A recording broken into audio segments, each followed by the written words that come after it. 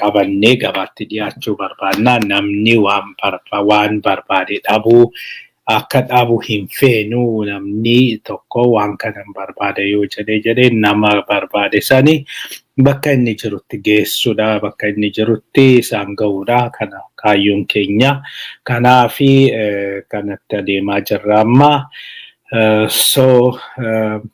haala saniinum jiru uummata keenya jijjiiruudhaaf karoora qabna jechuudha. Kanuma wajjiniin egaa piroodaaktii keenya iddoo biraatti isin argattu. Piroodaaktii keenya 537 Rise Street irratti hin argattu. Rise Street irra kan jiru Friendly Grocery and Meat Market argachuu dandeessu. Isaanis waan garaagaraa qabu waan barbaaddanii sanaan alasii addatti gaafa roobii foon re'ee fireeshii qabu kanaaf hidhattanii ilaaluu dandeessu. Kanumaan egaa oduu keenyatti deemna amma gani oduu keenya har'aatini oolmaa Tigraayitti deemna. Oolmaa Tigraayini waraanni kaabaa itti fufee jira. Waraanni kun ammallee hin dhaabatee hin jiru. Waraanichi babal'achaati kan inni jiru. Har'a akka dhageenyutti gara kibbaatini naannoo Tigraay keessaa ba'uudhani naannoo Amaaraa keessattuyyuu Waagamraa zoon jedhamu sanitti duuluudhaani ganda lama qabatanii jiru jedhamee jira. Warri Tigraay sanaan egaa kaayyoon isaanii yoo dubbiin hin hammaatti waraanni hin kaa'u ta'e dafanii qobboo qabachuudhanii otoo Tigraay hin galiin hanqisanii dubbicha ammaanichi waraanni naannoo Tigraay keessatti akka hin geggeeffamne gochuudha. Kanaaf baafar zoonii baafachaa jiru fakkaata. Kanaafi gadi siqanii jiru jedhama gara iddoo baay'eedha jechuudha. Gara Amaaratti gadi siqaa jiru.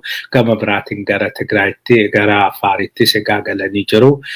Kaleessa sardoo qabachuudhaa fi tattaaffii jalqabanii jiru jennee turre. Haa ta'u malee har'a mootummaan Afaar akka dubbatetti sardoon hin qabamne.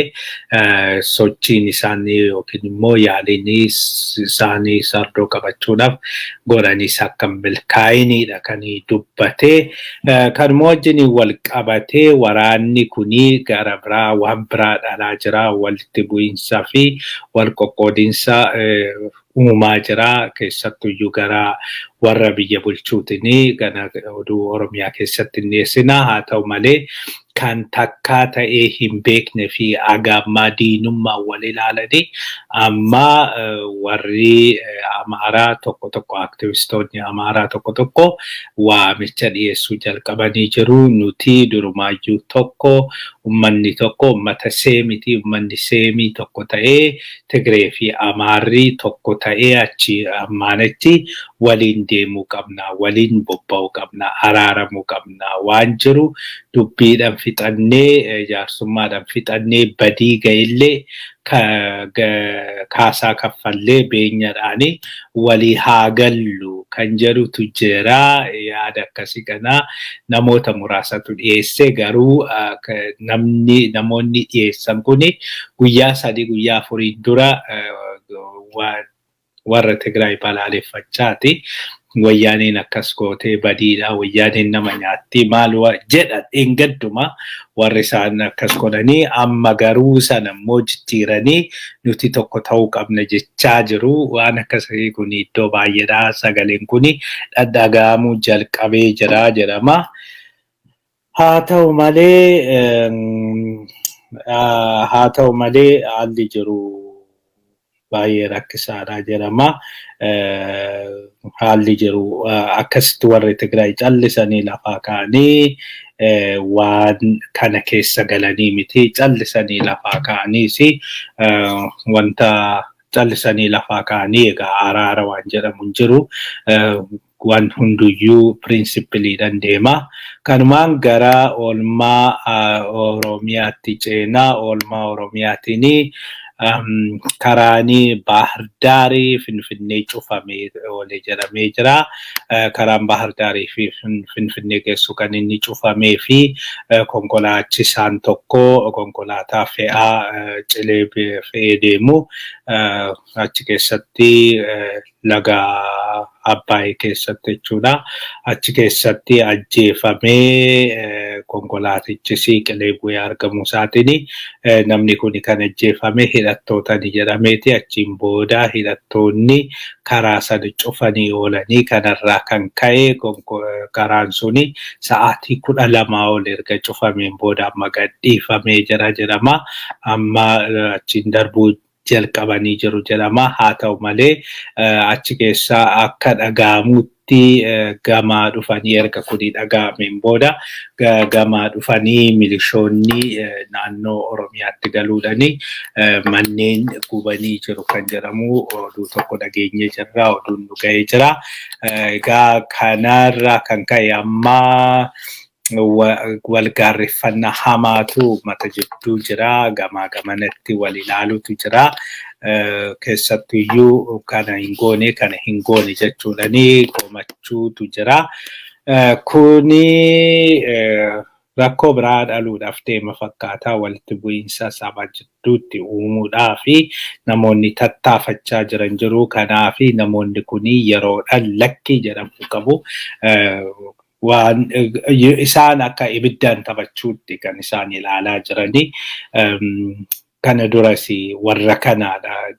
Abiyyi duula bantu malee kaatu malee hojjettu malee wayyaane kan duuba jiru wayyaaneedha. Wayyaaneen rukutamu wayyaaneen badu malee jedhanii achiin booda biyyattii kunoo sadarkaa amma jirtu kana badii hin jirre keessa galchanii waan tokko kan faayidaa tokko hin arganne waraana kanarraa faayidaan tokko hin argamu. Badii malee wanti argame hin jiru. Takka. Hundumtu yoo akkan ijaarame kan qabu kan biyyattiin qabdu manni biyyatti iyyeessi sabbatarraa hidhate waan qabu kennee wanta ijaarate hundatu harkaa diigamee kunoo kana kan hammannee hafne amma naannoo Amaaratti qarshiin biliyoona 100 qarshiin biliyoona 10 qarshiin biliyoona 5 taas no use gana odeessuun gatiin qabu. Yeroo sanitti nagaa gaafa jedhamu isaan warri didee. Egaa kana hubachuu dadhabuun ammallee dhiittaan mirga namaa akkuma itti fufetti jira. Keessattuyyuu har'a Koloneel Gammachuu Ayyaanaa gadhiifamee jira.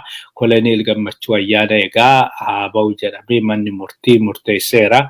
Manni murtii erga murteesseen booda manni murtii deebisee otoo bilisa hin godhin hafee jira.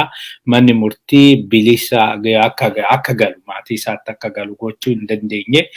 Kanaaf sababni inni kaa'ee manni murtii sababni kaa'ee baay'ee kan nama ajaa'ibuudha. Manni murtii nama himate hin beeku, nama qabe hin beeku jedheeti. Nama qabe otoo hin beekin akkamitti akka mana murtiitti dhiyeessanii gaafii kan namatti ta'uudha. Kanarraa kan ka'e ammaa fi achuma bakka hidhamanitti bakkuma dura turanitti haa deebi'anii jedhee jira. Egaa warri abukaatoo Koloneel Gammachuu Ayyaanaa kana takkaa waan dhaga'amee hin beekne manni murtii yeroo hundumaayyuu nama qabame isaa fuulduratti dhiyaate achiin booda qaama qabee dhiyeesse saniini gadhiisii jedhee achiin booda qaamni suni gadhiisuu qaba. Gadhiisuu baannanii qaama gadhiisuu dide san adaba malee gara warra himatee sana goruudhanii otoo isaan bira jiran otoo warri himate warri fide sun warri qabee fide sun warra isa hidheedha. Qaama hidhe hin beeku jechuudhani mirgi namaa akka sarbamu gochuudhani namatti taphachaa jiru. Lubbuu namaatti taphachaa jiru. Kanaan egaa abukaatoon isaanii nuti kana hin iyyannaa keessattuyyuu warri abbaa murtii kuni himatamuu qabu. Keessattuyyuu rakkoo disipiliinitiin qabamuu seeratti dhiyaachuu qabu. Kanaanis egaa manni murtii waan nuun jedhu in ilaallaa jedhanii jiru. Kuni garuu amma wanti godhamuu qabu kuni kiliilli warra warra seeneetaroota akkasumas mirga namaatti hojjetanii isaaniif erginee jirra. Egaa isaaniif erginee isaan isin argatu.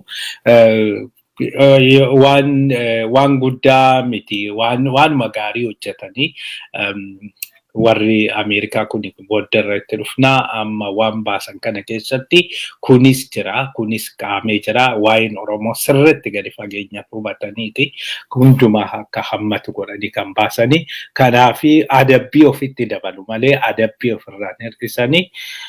Egaa kanumaan kan ittaanutti deemnaa oduun ittaanu Piipin Amaaraa Abiyyii akeekkachiisee jira. Egaa kun waan addaati. Takka waan ta'ee hin beeknedha. Kuni tarii dhaabicha keessa fottoquun jiraachuu mala kan jedhamus jira yookiin immoo wanti